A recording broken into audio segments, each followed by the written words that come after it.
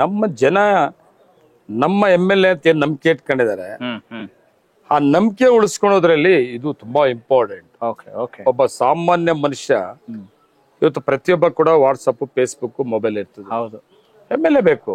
Advance ನಾಳೆ MLA ಸಿಗ್ತಾರ ಸಿಗಲ್ಲ, ಇವತ್ತೇ ನೋಡ್ಕೊಬಹುದು. ಅವನು ಪ್ರತಿ ಸಂಜೆ 6 ಗಂಟೆಗೆ ಎಲ್ಲ ನನ್ನ ಫಾಲೋವರ್ಸ್ ಎಷ್ಟು ಜನ ಇರ್ತಾರೆ, ಎಲ್ಲರ ಮೊಬೈಲ್ ಅಲ್ಲಿ ಇರ್ತದೆ. ನಾಳೆ ಕಾರ್ಯಕ್ರಮ MLA ಅದೇನು, ಮಾಮೂಲಿ ಮನೆಯಲ್ಲಿ ಎಲ್ಲರೂ ಬರ್ತಾರೆ, ಆ ಟೈಮ್ವರೆಗೂ ನನ್ನ ಜೊತೆ ಇದ್ದು ಹೋಗ್ತಾರೆ. ಅದಕ್ಕಾಗಿ ಮಾಡೋದು. ಅಂದ್ರೆ ಜನರಿಗೆ ಸಮಯ ಕೊಡ್ತೀರಿ, ಫ್ಯಾಮಿಲಿಗೆ ಅದು ಸ್ವಲ್ಪ ಕೊರಗಿದೆ, ನೋವಿದೆ. ನನ್ನ ಫ್ಯಾಮಿಲಿ ಜೊತೆಲಿ ಕಳೆಯೋದು ತುಂಬಾ ರೇರ್ ಆಗ್ಬಿಟ್ಟಿದೆ.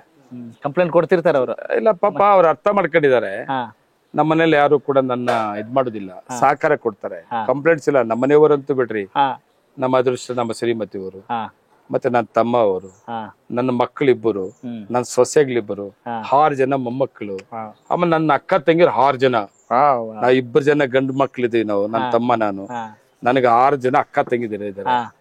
ಇವೆಲ್ಲ ನನಗೆ ಇವೆಲ್ಲ ಗಿಫ್ಟ್.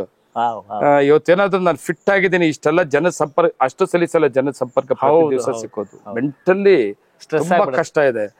ಏನೋ ವಾರಕ್ಕೆ 1 ದಿವಸ 2 ದಿವಸ ಶೋಕಿಗೆ ಬಂದ್ಬಿಟ್ಟು MLA ಅಂತೇಳಿ ಜನಗಳ ಮಧ್ಯೆ ಮಾತಾಡೋದು, ಜನಗಳಿಗೆ ಸಿಕ್ಕೋದಲ್ಲ.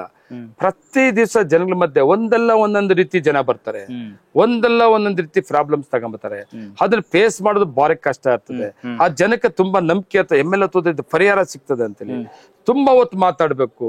ಅದ ನಂಬಿಕೆ ಉಳಿಸೋದಕ್ಕೆ, ಅದೇನಾದ್ರು ಸಾಲ್ವೇಷನ್ ಮಾಡೋದಕ್ಕೆ ಪೇಷನ್ಸಿ ಅಂತ ಇದೆಯಲ್ಲ, ತುಂಬಾ ರೇರ್ ಕಷ್ಟ ಈ ತರ ಜನಗಳಿಗೆ ಸಿಕ್ಕಿ ಸುಧಾರಿಸ್ಕೊಳ್ಳೋದು. ಆ ಶಕ್ತಿ ಎಲ್ಲಿ ಯಾಕಿದೆ ನನಗೆ ಅಂದ್ರೆ, ಆರೋಗ್ಯ ಎಲ್ಲಿ ಯಾಕಿದೆ ಅಂದ್ರೆ ನಮ್ಮ ಮನೆ, ನನ್ನ ಕುಟುಂಬ ನನಗೆ ಇದಕ್ಕೆ ತುಂಬಾ ಸಹಕಾರ. ನಾನು ಫ್ರೀಯಾಗಿ ಬಿಟ್ಬಿಟ್ಟಿದ್ದಾರೆ. ನನ್ನ ಬಿಸ್ನೆಸ್ಸು, ನನ್ನ ವ್ಯವಹಾರ ಯೋಚನೆ ಮಾಡೋಂಗಿಲ್ಲ. ಅವ್ರ ಪಾಡಕ್ಕೆ ಅವರು, ನಂದು ರಾಜಕಾರಣ ಬಿಟ್ರೆ, ನನ್ನ ಜನರ ಮಧ್ಯೆ ಇರೋದು ಬಿಟ್ರೆ ಬೇರೆ ಏನು ಗೊತ್ತಿಲ್ಲ. ಅದರಿಂದ ಸ್ವಲ್ಪ ಹೆಲ್ತಿ ಇದೀರಾ, ಮತ್ತೆ ನನ್ನ ಜನ ಸಂಪರ್ಕದಲ್ಲಿ ಇರೋದಕ್ಕೆ ಸಾಕಾರ ಆಗಿದೆ. ಕನೆಕ್ಟ್ ಕರ್ನಾಟಕ, ಇದು ನಿಮ್ಮ ನೆಟ್ವರ್ಕ್.